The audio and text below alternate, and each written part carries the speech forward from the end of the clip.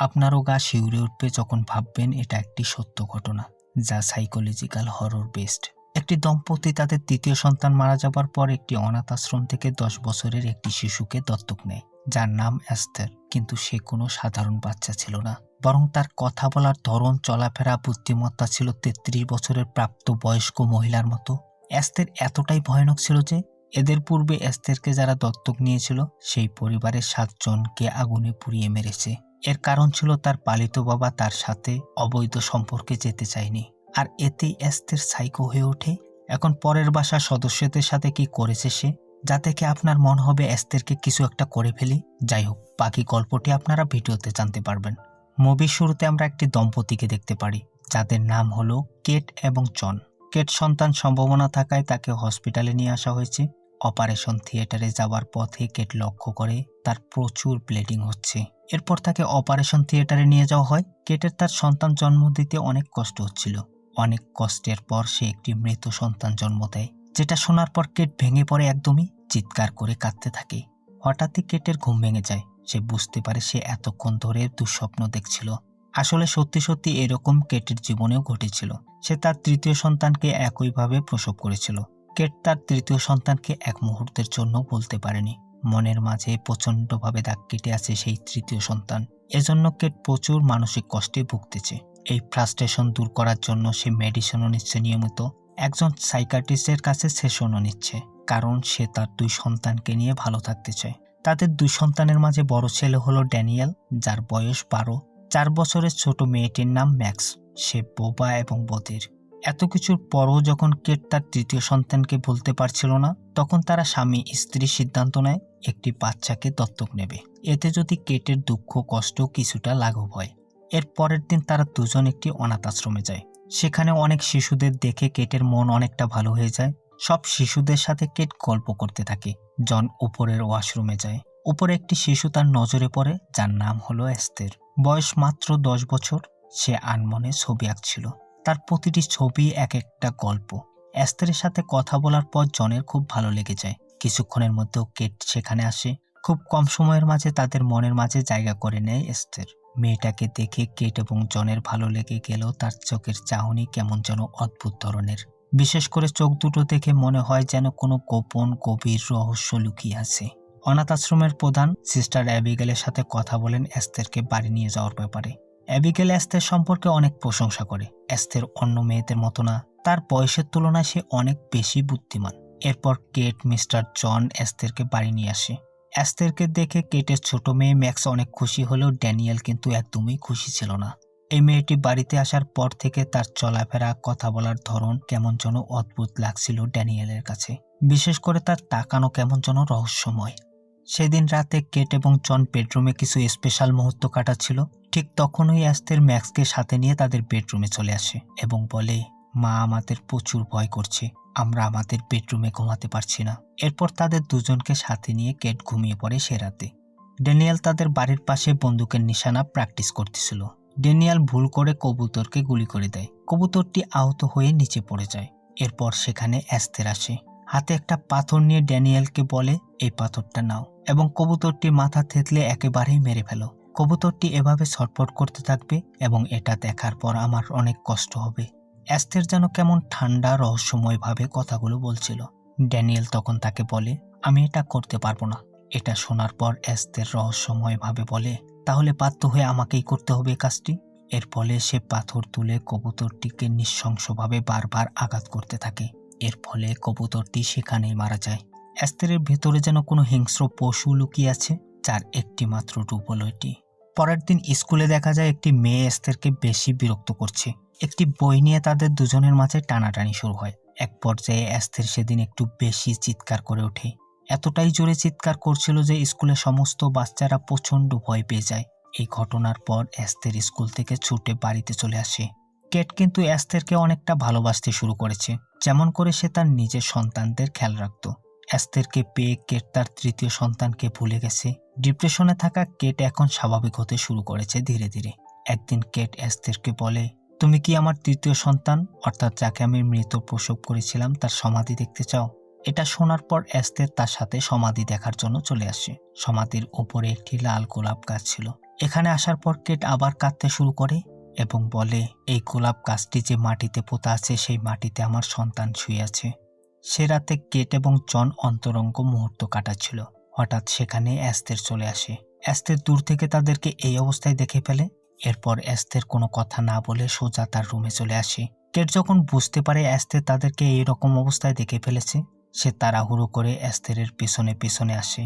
সে ভাবে এস্তের আমাদের এই অবস্থায় দেখে হয়তোবা লজ্জা পেয়েছে, কিন্তু সেখানে আসার পর এস্তেরের কথা শুনে সে অবাক হয়ে যায়। এস্তের বলে, মা, তোমাকে বেশি ব্যস্ত হতে হবে না, আমি সব জানি। তুমি আর তোমার হাজবেন্ড যৌন সম্পর্কে লিপ্ত ছিলে, আমি সবকিছু বুঝি। ক্যাট প্রচন্ড অবাক হয়ে যায়, ভাবতে থাকে একটা 10 বছরের বাচ্চা মেয়ে কিভাবে এত কিছু জানে। কেটের মনে কেমন যেন জোরালো সন্দেহ বাসা বাঁধতে থাকে, কিন্তু এস্তেরকে কিছু বুঝতে দেয় না এবং কিছু বলে না তাকে। পরের দিন দেখা যায় জন বাচ্চাদের নিয়ে পার্কে যায় সময় কাটানোর জন্য। তাদের সাথে এস্তেরও ছিল। তারা সবাই যখন পার্কে খেলছিল তখন একটি মেয়েকে দেখে এস্তের অদ্ভুতভাবে তাকিয়ে আছে। এই মেয়েটা ছিল সেই মেয়ে যে তাকে স্কুলে ডিস্টার্ব করছিল। খেলার সময় সুযোগ বুঝে সেই মেয়েটাকে উপর থেকে ফেলে দেয় এস্তের। উপর থেকে পড়ার কারণে মেয়েটা আঘাত পায়। এ সম্পর্কে জন যখন এস্তেরকে জিজ্ঞেস করে তখন এস্তের বলে, আমি শুধুমাত্র খেলছিলাম, ওই মেয়েটা তো উপর থেকে নিজে থেকেই পড়ে গিয়েছিল। এস্তেরের কথাতে ম্যাক্সও সায় দেয়, কিন্তু ড্যানিয়েল বুঝতে পারে তারা দুজনেই মিথ্যে কথা বলছে। তখন ড্যানিয়েল একটু রেগে গিয়ে এস্তেরের দিকে তাকিয়ে বলে, তুমি মিথ্যে কথা বলছো।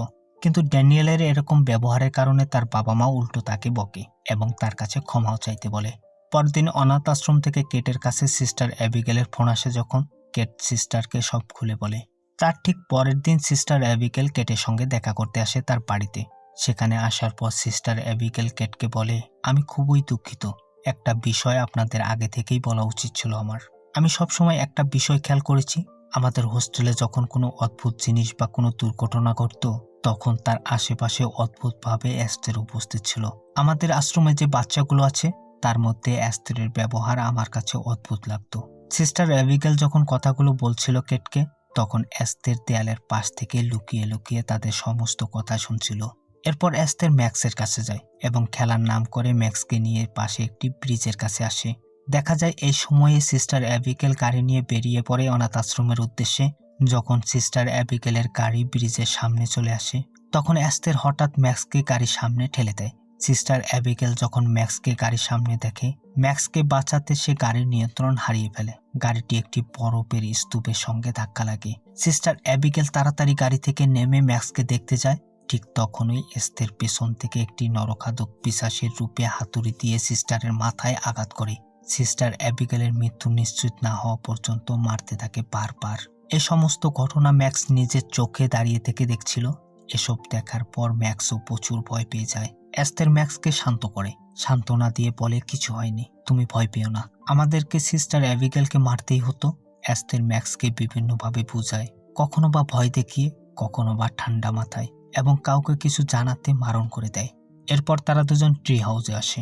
রুমের মাঝে এস্তের তার গায়ে লেগে থাকা সিস্টার অ্যাবিগেলের রক্তগুলো পরিষ্কার করছিল, যাতে কেউ জানতে না পারে এইমাত্র সে নির্মমভাবে কাউকে খুন করে এসেছে। এস্তেরের আচরণ দিন দিন কেমন যেন রহস্য হয়ে উঠতেছে, তাই ড্যানিয়েল তাকে অনুসরণ করা শুরু করেছে। একটা বরফের স্তূপের পিছনে থেকে ড্যানিয়েল এস্তেরকে দেখছিল, কিন্তু এস্তের তাকে দেখে ফেলে। সেদিন রাতে ড্যানিয়েল যখন রাতে বিছানায় শুয়েছিল তখনই হঠাৎ এস্তের সেখানে আসে একটি হাতে ছুরি নিয়ে এবং ড্যানিয়েলের কাছে গিয়ে তাকে প্রচন্ড ভয় দেখায়। বলে, যদি আমার ব্যাপারে কাউকে কিছু বলেছ তাহলে পার্কে যে মেয়েটার অবস্থা করেছিলাম ঠিক তোমার অবস্থায় সেরকম করব। এদিকে সিস্টার অ্যাবিগেল কেটকে যা যা বলেছে সব শোনার পর কেটের মনে সন্দেহ আরো জোরালো হতে থাকে। এস্তের সম্বন্ধে কেটের মনে হতে থাকে সে কোনো একটি মানসিক রোগে ভুগছে। কেট তার হাজবেন্ড জনকে বারবার রিকোয়েস্ট করে বলে, চলো আমরা এস্তেরকে কোনো মনোরোগ বিশেষজ্ঞের কাছে নিয়ে যাই। জন ভেবেছিল এস্তের কেবলমাত্র একটি শিশু, বয়স বাড়ার সাথে সাথে সব ঠিক হয়ে যাবে, তাই সে প্রথমে রাজি হয় না। শেষ পর্যন্ত কেটের রিকোয়েস্টের কারণে তারা দুজনে এস্তেরকে নিয়ে একটি সাইকিয়াট্রিস্টের কাছে আসে কাউন্সিলের জন্য। ভাবতেও অবাক লাগে যে এইটুকু বাচ্চা এস্তের খুব সূক্ষ্মভাবে তার কথার জালে ফাঁসিয়ে ফেলে সাইকিয়াট্রিস্টকে, এবং ডাক্তারের মনে বিশ্বাস জন্মে যায় এই মেয়েটা যা বলছে সব ঠিক বলছে। সমস্যা যদি থেকে থাকে তাহলে হয়তো কেটের মধ্যেই, এস্তের অসুস্থ নয়। যেহেতু কেট পূর্ব থেকেই ডিপ্রেশনে আছে তার তৃতীয় সন্তান হারানোর কারণে, তাই হয়তো কেটের মনের মধ্যে এস্তের সম্বন্ধে মিথ্যে এবং ভুল ধারণা আসতেছে। জন এসব শোনার পর কেটের উপর প্রচণ্ড রেগে যায় এবং তাদের দাম্পত্য জীবনে অশান্তি সৃষ্টি হতে থাকে। তারা দুজন যখন বাড়িতে ফিরে আসে, অনাথ আশ্রম থেকে তাদের কাছে ফোন আসে। অনাথ আশ্রম থেকে বলা হয় সিস্টার অ্যাবিগেল গতকাল তাদের বাসায় আসার পর থেকে তাকে খুঁজে পাওয়া যাচ্ছে না। এরপর পুলিশ একসময় সিস্টার অ্যাবিগেলের মৃতদেহ উদ্ধার করে। এটা শোনার পর জন এবং কেট দুশ্চিন্তায় পড়ে যায়, কারণ সিস্টার শেষবারের মতো তাদের বাড়িতেই এসেছিল। এমন কি হলো যে সে মারা গেল? কেটের কিন্তু এবার এস্তেরের প্রতি সন্দেহ আরও বেড়ে যায়। কেট ঠিক করে যে এস্তের ওই অনাথ আশ্রমে কিভাবে এসেছে, কে তাকে দিয়ে গিয়েছে, এসব বিষয় খোঁজ খবর নেবে সে। জানা যায় রাশিয়ার এক অনাথ আশ্রম থেকে এস্তেরকে এই অনাথ আশ্রমে দিয়ে যাওয়া হয়েছিল। এমনকি ইন্টারনেটে অনাথ বাচ্চাদের রেজিস্ট্রেশনকৃত যেগুলো ওয়েবসাইট রয়েছে সেইগুলোতে সার্চ করার পর এস্তের সম্পর্কে কোনো ইনফরমেশন পায় না কেট। এভাবে চলে আরও কিছুদিন। একদিন যখন কেট কিচেন রুমে রান্না করছিল, তখন হঠাৎ সেখানে এস্তের আসে, হাতে অনেকগুলো ফুল নিয়ে। এই ফুলগুলো সে কেটকে দেওয়ার জন্য এনেছে। কেট যখন এই সমস্ত ফুলগুলো দেখে, সে প্রচণ্ডভাবে রেগে দুঃখে চিৎকার করে কাঁদতে থাকে, কারণ এই ফুলগুলো ছিল তার মৃত সন্তান যেখানে সমাধিস্থ করা হয়েছে সেখানকার। কেট বা তার পরিবারের কেউ কখনো এই ফুলের পাতাও ছিঁড়ত না। এই ফুল গাছ এবং ফুল কেট নিজের সন্তানের মতোই ভালোবাসত। কেট তখন এস্তেরের কাছ থেকে ফুলগুলো নেওয়ার চেষ্টা করে। কেট তার হাত শক্ত করে ধরে, কিন্তু এস্তের কোনোভাবে ফুলগুলো দিতে চাচ্ছিল না। তার চোখে মুখে কেমন যেন একটা রহস্যের ছাপ। এস্তের ইচ্ছে করেই কেটকে দুঃখ দেওয়ার জন্য এই ফুলগুলো ছিঁড়েছে। ফুলগুলো নিয়ে তাদের মধ্যে ধস্তাধস্তি শুরু হয়। এক পর্যায়ে ফুলগুলো মাটিতে পড়ে যায়। রাতে যখন জন এস্তেরের রুমে যায়, এস্তের পুরো পাল্টে যায়। একেবারে বোকা বোকা ভাব করে কেটে সম্পর্কে দোষ দিতে থাকে। জনের কাছে সে বলে, আমি মাকে ফুলগুলো দিতে গিয়েছিলাম, কিন্তু মা আমাকে প্রচুর মারধর করেছে। আসলে এমন কিছুই ঘটেনি। এস্তের নিজেকে নিজে আঘাত করেছে, এবং এমনভাবে আঘাত করেছে যাতে দেখে মনে হয় তাকে কেউ আহত করেছে। জন এটা ভেবে নেয় তার স্ত্রী তো মানসিকভাবে অসুস্থ, এ কারণে হয়তো বা এমনটি করেছে। জন ভাবতেও পারেনি তার স্ত্রী এতটা নিষ্ঠুর হতে পারে। পরের দিন সকালে কেট তাদের বাচ্চাদের স্কুলে দিয়ে আসতে যায়। এই সময় ড্যানিয়েল যখন স্কুলে ঢুকছিল, তখন তার ব্যাগ থেকে কিছু বই পড়ে যায়। কেট সেই বইগুলো ড্যানিয়েলকে ফেরত দিতে যায়। ঠিক তখনই এস্তের গাড়িটি স্টার্ট দিয়ে ব্যাক গিয়ারে দিয়ে দেয়। গাড়ি পিছন দিকে যেতে শুরু করে। এই সময় গাড়ির ভেতরে কেটের ছোট মেয়ে ম্যাক্স ছিল। গাড়িটা যখন পিছন দিকে গড়িয়ে যাচ্ছিল, সেখানে থাকা অনেক লোক মিলে গাড়িটিকে থামানোর চেষ্টা করে, কিন্তু গাড়িটি তারা থামাতে ব্যর্থ হয়।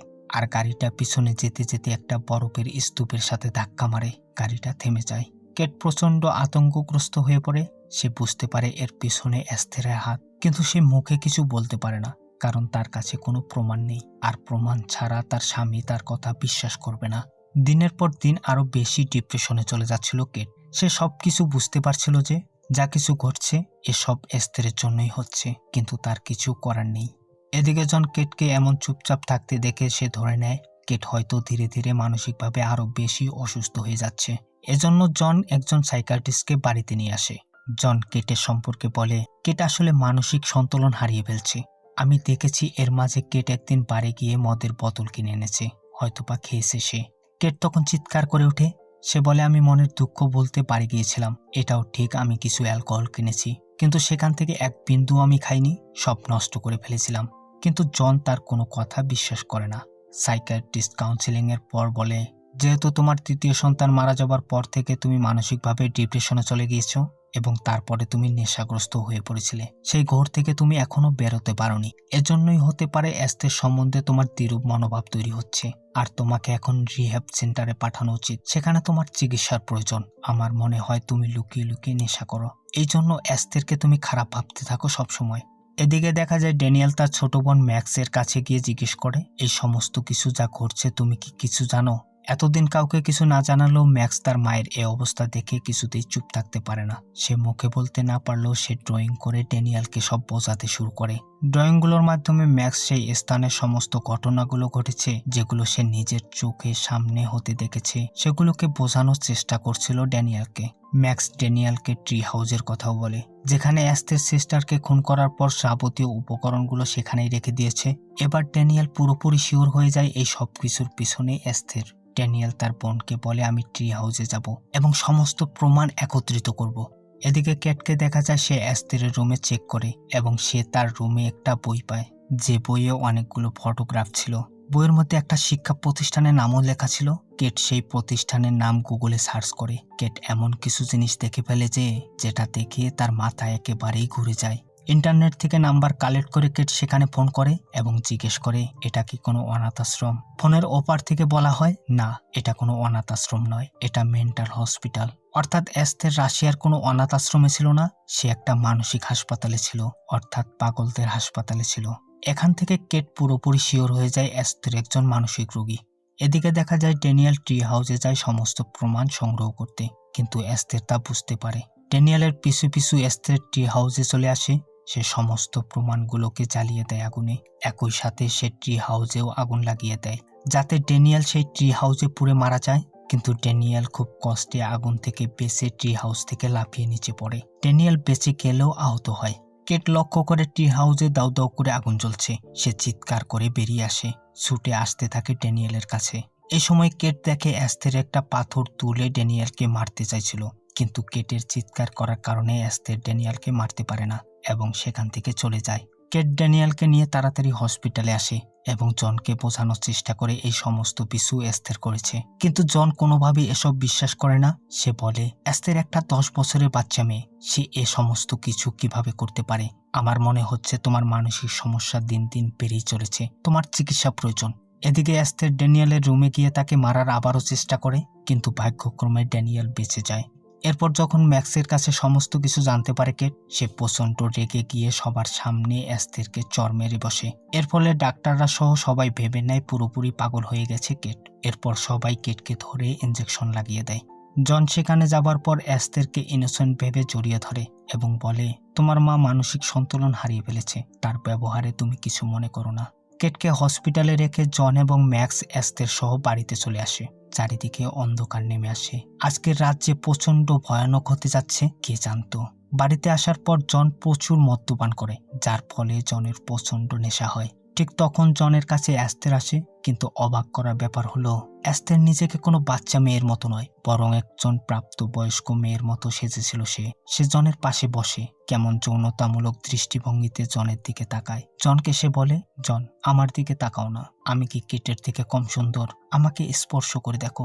যদিও জন নেশাগ্রস্ত ছিল, তবুও এস্তেরের এসব কথাবার্তা শুনে জনের মাথা একেবারে ঘুরে যায়। এস্তেরকে তো সে নিজের মেয়ের রূপে দত্তক নিয়ে এসেছে এখানে, বাচ্চা মেয়েটা কি ধরনের আচরণ করছে আজ তার সাথে। তখন জন এস্তেরকে বলে তুমি ভুলে যাচ্ছ আমি তোমার বাবা হই, তুমি আমার মেয়ের মতো। এটা শোনার পর এস্তের প্রচন্ড রেগে গিয়ে নিজের রুমে চলে আসে। এদিকে কেটের কাছে ওই মানসিক হসপিটাল থেকে ফোন আসে। হসপিটাল থেকে একজন লোক কেটকে জানায় আপনি জানেন এস্তের আসলে কে?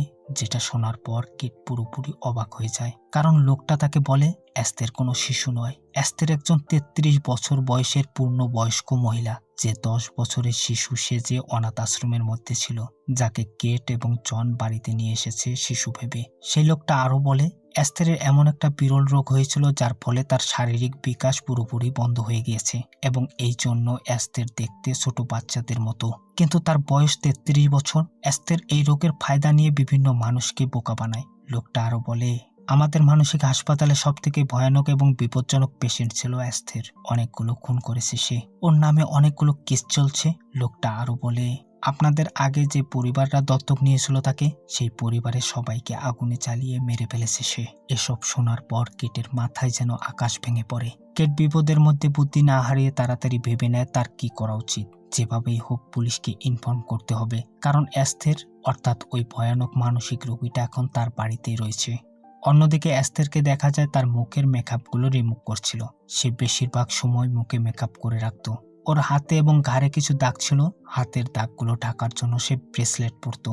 এবার এস্তেরকে মেকআপ ছাড়া আসল রূপে দেখা যায়, যা ছিল অনেক ভয়ানক। জনকে দেখা যায় সে আফসোস করছিল এস্তেরের সঙ্গে এরকম খারাপ ব্যবহার করার জন্য। সে ভাবতে থাকে তার সাথে এমনটি করা তার একদমই ঠিক হয়নি, তার কারণ এস্তের তো একজন বাচ্চা মেয়ে। জন যখন এস্তেরের রুমে যায় তখন সে দেখতে পারে এস্তের রুমে নেই। জন রুমটি ভালোভাবে দেখার পর দেখতে পারে সেখানে কিছু অদ্ভুত ধরনের ছবি আঁকা। এই সমস্ত ছবিগুলো ছিল সেই ঘটনার যেগুলো এস্তের নিজে ঘটিয়েছিল। জন ছবিগুলো দেখার পর বুঝতে পারে তার স্ত্রী মোটেও মিথ্যে কথা বলছিল না, কিন্তু জন তো এসব বুঝতে অনেক দেরি করে ফেলেছে। এই সময়ে কেট তাকে কল করে। জন যখন কলটা রিসিভ করতে যাবে তখন পেছন দিক থেকে এস্তের তাকে আক্রমণ করে, জনকে নৃশংসভাবে খুন করে। জনকে নৃশংসভাবে হত্যা করার দৃশ্য তার ছোট মেয়ে ম্যাক্স উপরে দাঁড়িয়ে দাঁড়িয়ে সবকিছু দেখছিল নিজ চোখে। ম্যাক্স এটা দেখার পর প্রচন্ডভাবে ভয় পেয়ে তার রুমে গিয়ে লুকিয়ে পড়ে। অন্যদিকে দেখা যায় তড়িঘড়ি করে কেট বাড়ির দিকে ফিরতেছে। সে জানে অ্যাস্তের পরিবারের জন্য কতটা ভয়ানক। কেট যখন বাড়িতে এসে পৌঁছায়, বাড়িতে তখন অদ্ভুত শান্ত পরিবেশ বিরাজ করছে। ভেতরে ঢুকতেই তার হাজবেন্ড জনের মৃতদেহ দেখতে পায়। কেট জনের কাছে গিয়ে প্রচন্ডভাবে কাঁদতে থাকে এবং সমস্ত কিছুর জন্য নিজেকেই দোষী মনে করতে থাকে, কারণ সেই তো দত্তক নিতে চেয়েছিল একটা বাচ্চা। এরপর কেট নিজেকে একটু সামলে নিয়ে ম্যাক্সকে সারা বাড়িতে খুঁজতে থাকে। এমন সময় দেখা যায় অ্যাস্তের কেটের উপর আক্রমণ করে বসে। কেটকে শুট করে, এতে কেট আহত হয়। অন্যদিকে ম্যাক্স নিজেকে বাঁচানোর জন্য তাদের বাড়ির গ্রিন হাউসে লুকিয়ে পড়ে। অ্যাস্তের তাকে সারা বাড়িতেই খুঁজতেছিল। এই সময় কেট গ্রিন হাউসের ছাদে চলে আসে। সেই ইশারায় ম্যাক্সকে সেখান থেকে চলে যেতে বলে। দেখা যায় কেট গ্রিন হাউসের কাঁচ ভেঙে অ্যাস্তেরের উপরে পড়ে যায়। এর ফলে অ্যাস্তের অজ্ঞান হয়ে যায় সেখানে। তৎক্ষণাৎ পুলিশও চলে এসেছে। গ্রিন হাউসের নিচে অ্যাস্তের অজ্ঞান হয়ে পড়েছিল, কিন্তু মুহূর্তের মধ্যে অ্যাস্তের সেখান থেকে গায়েব হয়ে যায়। কেট ম্যাক্সকে নিয়ে ছুটে বাড়ির বাইরে চলে আসে এবং দেখা যায় এস্তের কোথাও পালায়নি। সে বাইরে গিয়ে কেটের উপর আবার আক্রমণ করে, যেটা পুলিশ দেখতে পায় না। এস্তে তাদেরকে মারার চেষ্টা করে। তখন ম্যাক্স একটা বন্দুক তুলে নিয়ে এস্তেরের দিকে তাক করে। নিজের অজান্তেই ম্যাক্স গুলি করে দেয়। গুলিটি এস্তেরের গায়ে লাগার বদলে যেখানে বরফ জমেছিল সেই বরফের মধ্যে লাগে এবং বরফের মধ্যে আস্তে আস্তে ফাটল ধরতে শুরু করে।